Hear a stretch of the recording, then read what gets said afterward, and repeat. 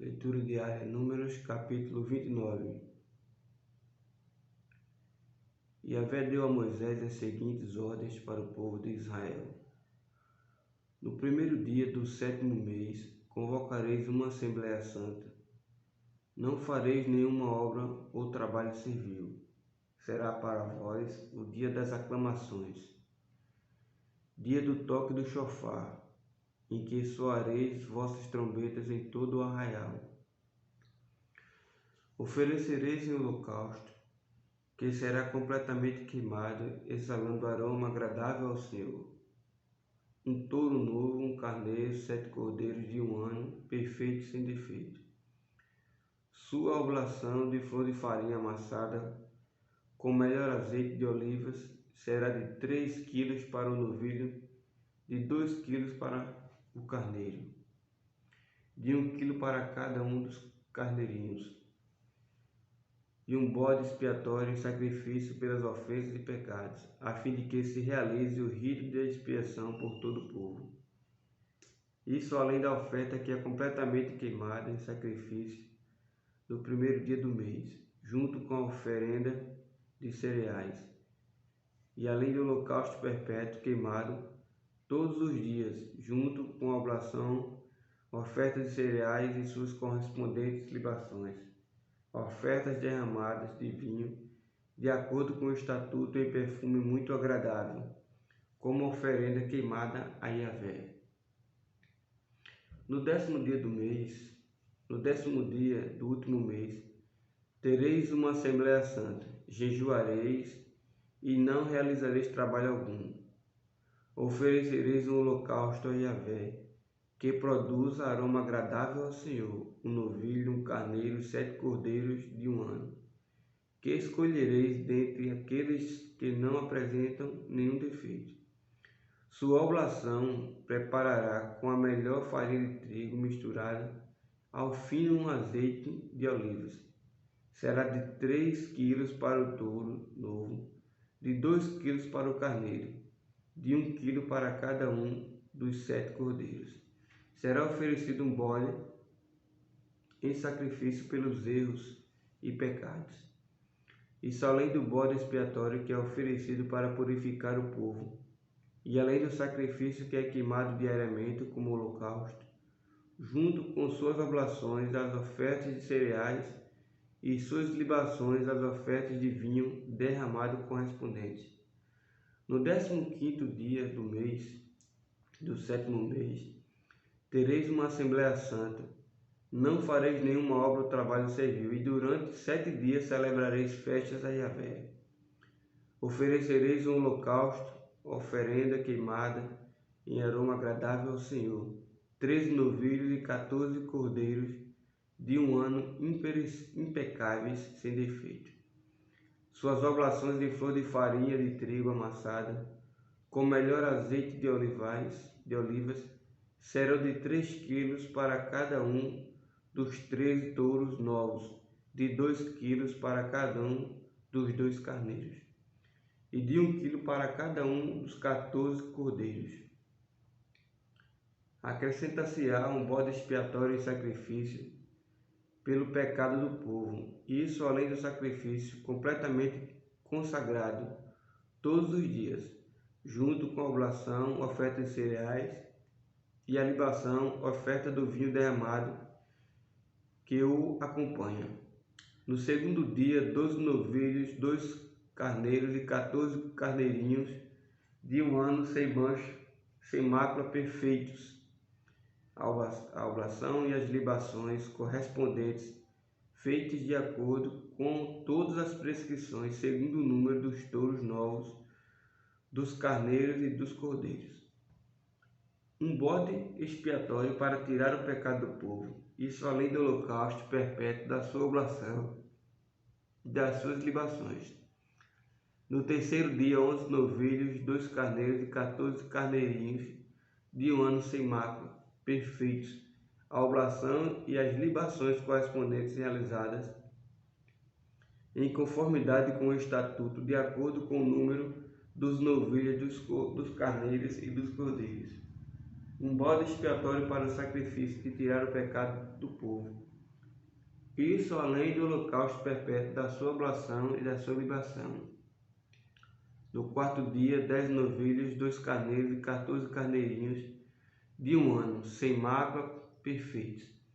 A oblação e as libações correspondentes, feitas de acordo com o estatuto, segundo o número dos novilhos, dos carneiros e dos cordeiros. Um bode expiatório para o sacrifício de tirar o pecado do povo, isso além do holocausto perpétuo, da sua oblação e da sua libação.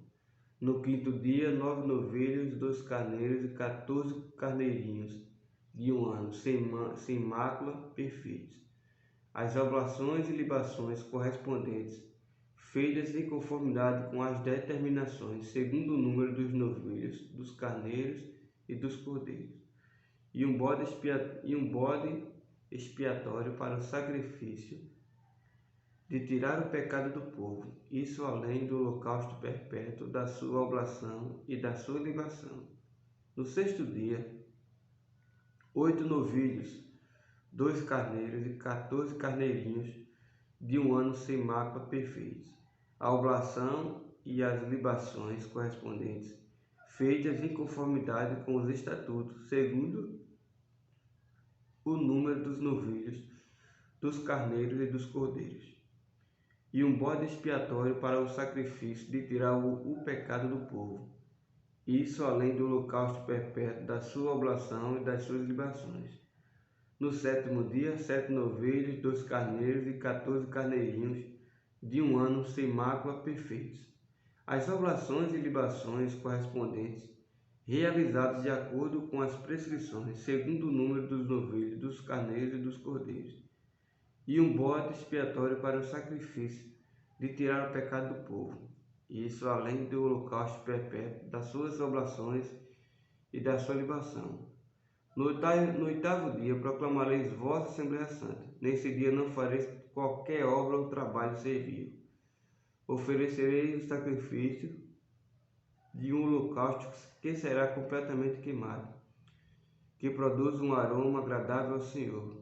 Um touro novo, um carneiro e 7 carneirinhos de um ano, sem defeito, perfeitos.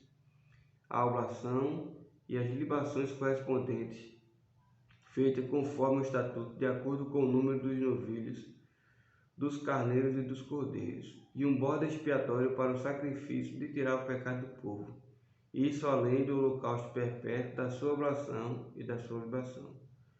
Portanto, isso é o que oferecereis a Yahvé, nas vossas solenidades, além das vossas oferendas, por causa dos votos que fizestes, das vossas ofertas voluntárias, dos vossos holocaustos, oblações e libações, e dos vossos sacrifícios de paz e comunhão. Assim Moisés transmitiu aos israelitas tudo o que Yahvé havia ordenado. Falou então Moisés aos chefes dos clãs das tribos de Israel: Eis o que Yahvé ordena: se uma pessoa fizer um voto ao Senhor e obrigar-se por juramento a cumprir uma promessa formal, não poderá violar sua palavra empenhada. Tudo aquilo que for prometido por sua boca, assim deverá ser executado. Se uma mulher fizer um voto a Yahvé ou obrigar-se a uma promessa formal, ainda que jovem, solteira e morando na casa de seu pai, e se este, tomando conhecimento do voto ou compromisso que ela assumiu, nada lhe disser, o seu voto, qualquer que seja, será válido. Porém, se o pai, no dia que tomou conhecimento, fez oposição à promessa, nenhum dos votos e das promessas que a moça fez será válida. O Senhor não a tratará com rigor, porquanto o pai da jovem não a deixou cumprir o que prometeu. Se essa moça se casar depois de se comprometer a um voto, ou depois de seus lábios proferir alguma promessa, ainda que irrefletida, pela qual se obriga a si mesmo, e seu marido tomar conhecimento, mas nada lhe disser no dia em que ficar sabendo, então seus votos ou compromissos pelos quais ela se obrigou permanecerão válidos, e necessário lhe será cumprir plenamente a palavra empenhada. Contudo, se no dia em que ficar sabendo desse fato, seu marido lhe fizer oposição, proibindo-a de cumprir o prometido, então o voto é declarado nulo e ela não precisará cumprir o compromisso firmado ou a promessa precipitada. O Senhor a perdoará. Qualquer voto ou palavra empenhada por uma viúva ou por uma mulher divorciada será válido e exigido, será seu cumprimento diante de Deus. Se uma mulher que vive com seu marido fizer um voto ou empenhar sua palavra por juramento a um compromisso, e se seu marido tomar conhecimento, mas nada lhe disser, tampouco lhe proibir o cumprimento da promessa firmada, então todos os votos ou compromissos pelos quais se obrigou permanecerão válidos e exigido será seu total cumprimento. Contudo, se o marido os anular, a significar que ficar sabendo deles, então nenhum dos votos e promessas que saíram dos seus lábios manterá sua validade. Seu marido tem autoridade para anular a obrigação do cumprimento desses votos e juramentos. O Senhor a livrará.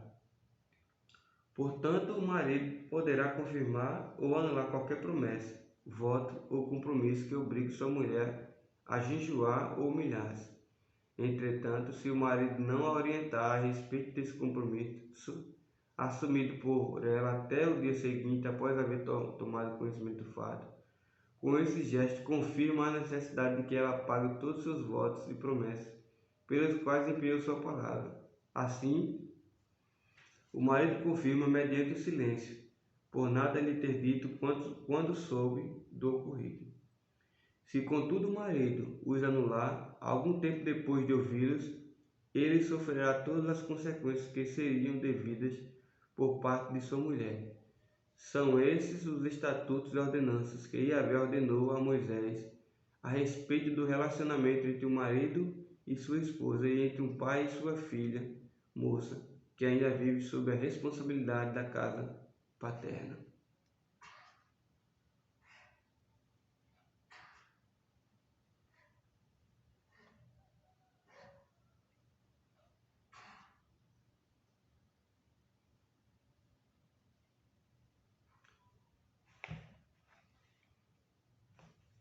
Salmo 76.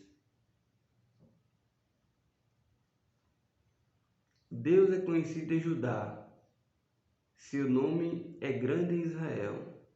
Sua tenda está em Salém, em Sião, sua morada. Ali quebrou as flechas do arco, o escudo, a espada e o aparato bélico. Tu és deslumbrante, mais magnífico do que montanhas de despojos. Foram espoliados de coração indomável, tomados pelo sono, e nenhum dos valentes pôde valer-se das próprias mãos. Ante tua ameaça, ó Deus de Jacó, carros e cavalos ficaram imobilizados. Tu infundes temor, quem pode manter-se diante de ti durante a tua ira? Do céu enunciaste a sentença, a terra fica paralisada de medo. Quando tu, ó Deus, te levantas para julgar, para salvar todos os humildes da terra, até a ira dos homens redundará em teu louvor, e com os resquícios de furor tu te cinges. Fazei votos ao Senhor vosso Deus, e cumpre-os. Tragam-lhe presentes todas as nações. Depositai-os em torno dele, que inspira temor. Ele deixa sem alento os príncipes, aos reis da terra os faz tremer de medo.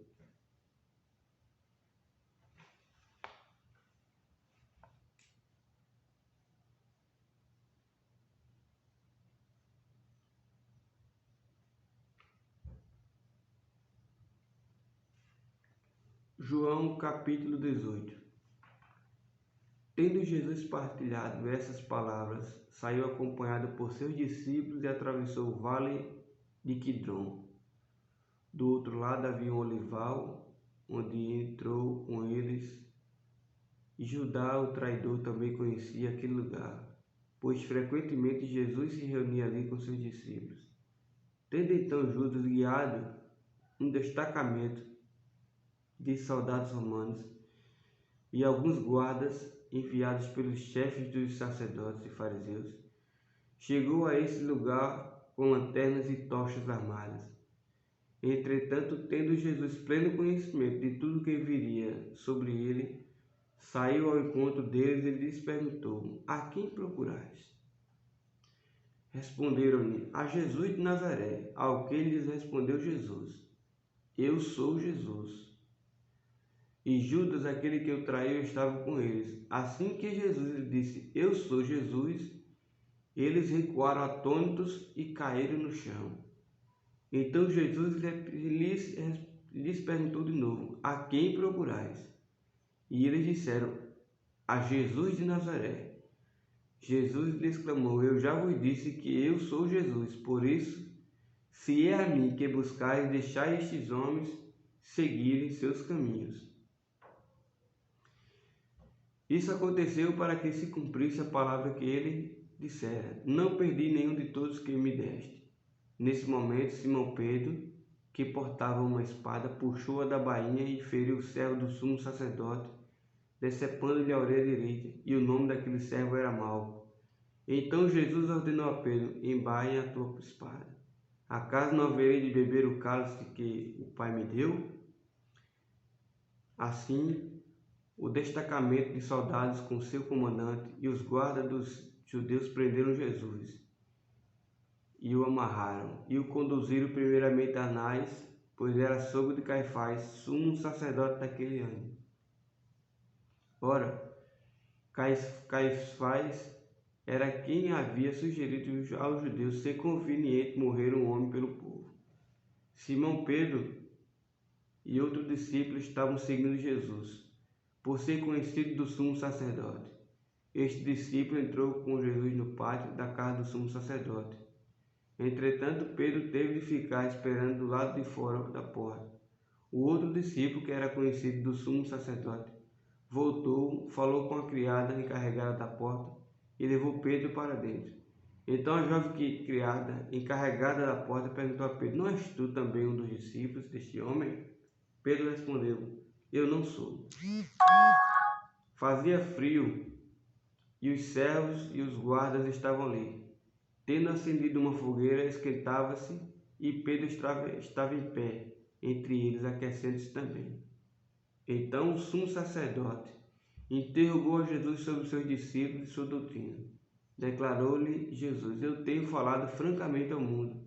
Ensinei frequentemente nas sinagogas e no templo, onde todos os judeus se reúnem, e nada disse em segredo. Por que me interrogas? Pergunta àqueles que me ouviram o que lhes falei. Eles bem sabem o que eu disse. Assim que Jesus disse isso, um dos guardas que ali estavam bateu-lhe fortemente no rosto, com a palma da mão, dizendo: Isso é maneira de responder ao sumo sacerdote? Jesus respondeu ao guarda: Se eu disse algo de mal, revela o mal. Mas se disse a verdade, por que me agrediste? Sendo assim, Anás mandou Jesus de mãos amarradas a Caifás, o sumo sacerdote. Enquanto isso, Pedro estava em pé, se aquecendo, quando alguém lhe perguntou: Não és tu também um dos discípulos dele? Pedro negou, dizendo: Não, eu não sou. Um dos criados do sumo sacerdote, parente daquele a quem Pedro havia decepado a orelha, perguntou: Não te vi no olival com ele? Mais uma vez Pedro negou, e naquele exato momento um galo cantou. Então os judeus levaram Jesus da casa de Caifás para o pretório, e já estava amanhecendo. Mas eles não entraram no pretório para evitar a contaminação cerimonial, pois desejavam comer a Páscoa. Assim, Pilatos saiu para falar com eles e perguntou-lhes: Que acusação trazes contra este homem? Responderam: Se ele não fosse um malfeitor, não o teríamos entregado a ti. Entretanto, replicou-lhes Pilatos: Levai-o vós mesmos e julgai-o conforme a vossa lei. Ao que lhe contestaram os judeus: Mas nós não somos autorizados a matar ninguém. E isso ocorreu para que se cumprissem as palavras que Jesus havia dito, revelando o tipo de morte que estava para sofrer. Então Pilatos entrou novamente no pretório, chamou a Jesus e interrogou-lhe: És tu o rei dos judeus? Jesus lhe respondeu: Essa questão é tua ou outros te falaram a meu respeito? Replicou-lhes Pilatos: porventura eu sou judeu? A tua própria gente e os chefes dos sacerdotes é que te entregaram a mim. Que fizeste? Ao que lhe afirmou Jesus: meu reino não é deste mundo.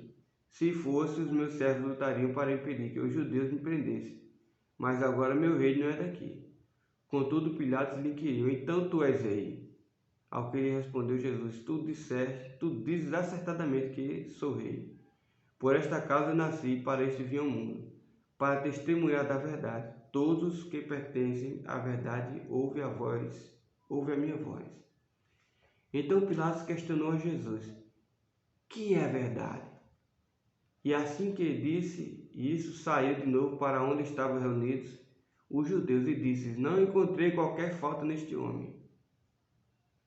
Entretanto, sei que é tradição entre vós que devo dar liberdade a um prisioneiro por ocasião da Páscoa. Sendo assim, quereis que eu vos liberte o rei dos judeus? Então os judeus exclamaram outra vez, dizendo: não, esse homem não, mas sim Barrabás. Ora, Barrabás era um conhecido bandido.